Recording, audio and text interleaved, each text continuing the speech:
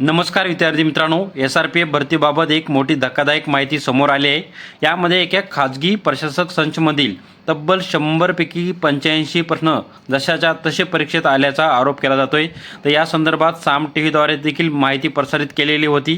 तर ही संपूर्ण जी माहिती आहे मित्रांनो, SRPF गट क्रमांक 5 दौंड संदर्भात आहे। संपूर्ण माहिती काय मित्रांनो, आणि याचा नव्यानं पेपर देखील घेण्यात येणार आहे। संपूर्ण माहिती व्यवस्थित पहा आणि ही माहिती सर्वांना विद्यार्थीपर्यंत नक्की पोहोचवण्याचा प्रयत्न करा। नवीन असेल तर चॅनलवर लाईक आणि सबस्क्राईब करायला विसरू नका। आणि आता बातमी आहे अत्यंत महत्त्वाची। SRPF गट 5च्या भरती परीक्षेमध्ये मोठा गैरप्रकार झाल्याचे समोर आले। यानंतर SRPFची पुनर्परीक्षा घेतली जाणार आहे। 24 मे रोजी दौंडमध्ये आता नव्याने परीक्षा होणार आहे। खासगी प्रकाशकाच्या पुस्तकातनं तब्बल 85 प्रश्न जसेच्या तसे आले होते, त्यामुळे हा पेपर फुटल्याचा संशय बळावला होता। साम टीव्हीनं हा संपूर्ण घोटाळा समोर आणला आणि अखेर प्रशासनानं पुन्हा परीक्षा घेण्याचा निर्णय घेतलाय। SRPF भरतीची पुनर्परीक्षा आता 24 मे रोजी होणार आहे।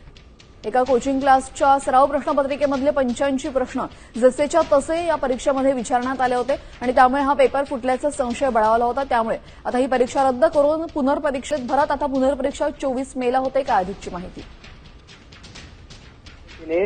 एका खासगी प्रश्नसंचातील तब्बल 100 पैकी 85 प्रश्न SRPFच्या गट 5 या परीक्षेमध्ये आले होते आणि त्यामुळे त्या संदर्भात साम टीव्हीने बातमी दिली आणि अखेर ही परीक्षा रद्द करावी लागली। आता पुन्हा नव्यानं ही परीक्षा होणार आहे आणि ही परीक्षा 24 मे रोजी होणार असल्याची माहिती सध्या समोर आलेली आहे। त्याचा JR आता प्रसिद्ध झाल्याचा आपला समोर पाहायला मिळतोय।